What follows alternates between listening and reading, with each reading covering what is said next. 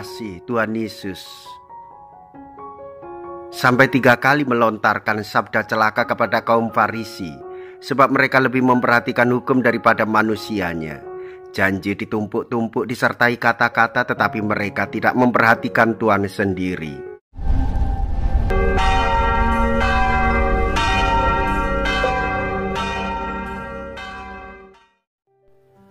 Saudara-saudariku yang terkasih, hari ini Senin 28 Agustus 2023. Saya Romo Siga dari Paroki Santo Yusuf, Surabaya.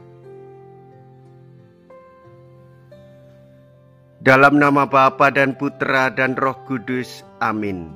Gereja merayakan peringatan wajib Santo Agustinus, seorang uskup dan pujangga gereja. Riwayat hidup Santo Agustinus mengisahkan hati gelisah yang akhirnya menemukan ketenangan pada Tuhan. Semula Agustinus mengarahkan kepada kesesatan.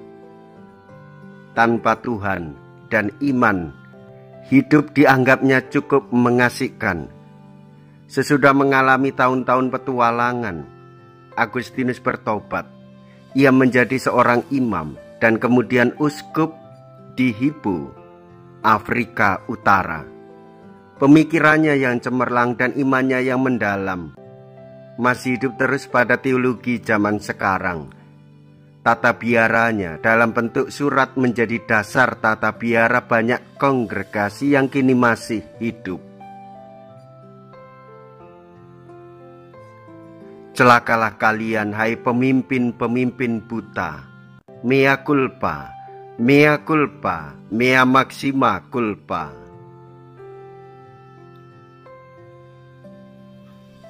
Marilah kita berdoa.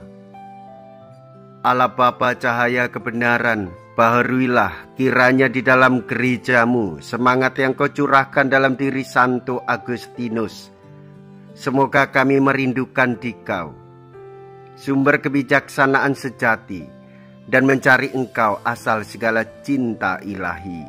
Dengan pengantaraan Tuhan kami Yesus Kristus Putramu, yang hidup dan berkuasa bersama dengan Dikau dalam persatuan Roh Kudus, Allah sepanjang segala masa. Amin.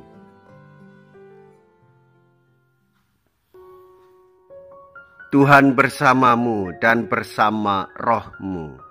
Inilah Injil suci menurut Matius. Dimuliakanlah Tuhan. Matius bab 23 ayat 13 sampai dengan ayat 22. Pada suatu hari Yesus berkata kepada ahli-ahli Taurat dan orang-orang Farisi, "Celakalah kalian, hai ahli-ahli Taurat dan orang-orang Farisi, hai kalian orang-orang munafik, karena kalian menutup pintu kerajaan surga di depan orang.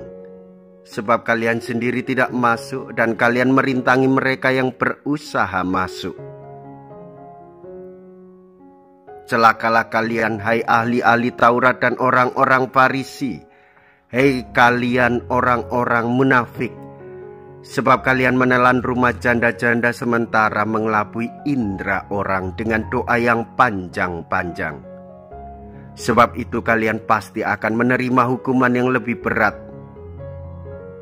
Celakalah kalian, hai ahli-ahli Taurat dan orang-orang Farisi, hai kalian orang-orang munafik, sebab kalian mengarungi lautan dan menjelajah daratan untuk mentobatkan satu orang saja menjadi penganut agamamu, dan sesudah ia bertobat, kalian menjadikan dia orang celaka. Dia orang neraka yang 2 kali lebih jahat daripada kalian sendiri. Celakalah kalian, hai pemimpin-pemimpin buta yang berkata, bila bersumpah demi bait suci, sumpah itu tidak sah. Tetapi bersumpah demi emas, bait suci, sumpah itu mengikat. Hei kalian orang-orang bodoh dan orang-orang buta, manakah yang lebih penting, emas atau bait suci yang menguduskan emas itu? Dan kalian berkata, bila bersumpah demi mezbah, sumpah itu tidak sah. tetapi bersumpah demi persembahan yang ada di atasnya. Sumpah itu mengikat. Hai kalian orang-orang buta, manakah yang lebih penting, persembahan atau mezbah yang menguduskan persembahan itu? Karena itu barang siapa bersumpah demi mezbah, ia bersumpah demi mezbah dan juga demi segala sesuatu yang terletak di atasnya. Dan barang siapa bersumpah demi bait suci, ia bersumpah demi bait suci dan juga demi Dia yang diam di situ. Dan barang siapa bersumpah demi surga, ia bersumpah demi tahta Allah dan juga demi Dia yang bersemayam di atasnya. Demikianlah sabda Tuhan. Terpujilah Kristus. Saudara-saudariku yang terkasih, hendaklah kita hidup beriman dengan ketulusan dan kejujuran. Hidup beragama bukannya mengikat diri sendiri dan membuat orang lain menderita, tetapi hendaklah memberikan keleluasaan, keterbukaan akan cinta kasih ilahi di dalam hidup kita maupun di dalam hidup orang lain. Saudara-saudariku yang terkasih, Tuhan Yesus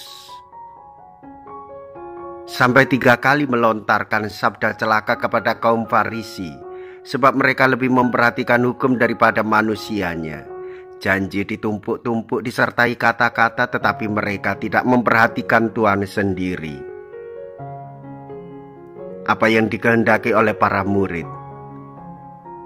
Para murid hendaklah hanya satu kehendak, yaitu sekaligus mengasihi Allah maupun mengasihi sesama. Dan hidup beragama maupun beriman lebih ikut serta di dalam panggilan Tuhan Yesus untuk mensejahterakan kehidupan orang lain daripada membuat dirinya dan orang lain menderita. Marilah kita berdoa. Allah Bapa yang Maha Kudus, berkat perjamuan suci ini kami menjadi anggota tubuh Kristus Putra-Mu. Sucikanlah kiranya kami ini sehingga menjadi serupa pula dengan Dia yang kami sambut dalam perayaan ini, sebab Dialah Tuhan dan pengantara kami. Amin.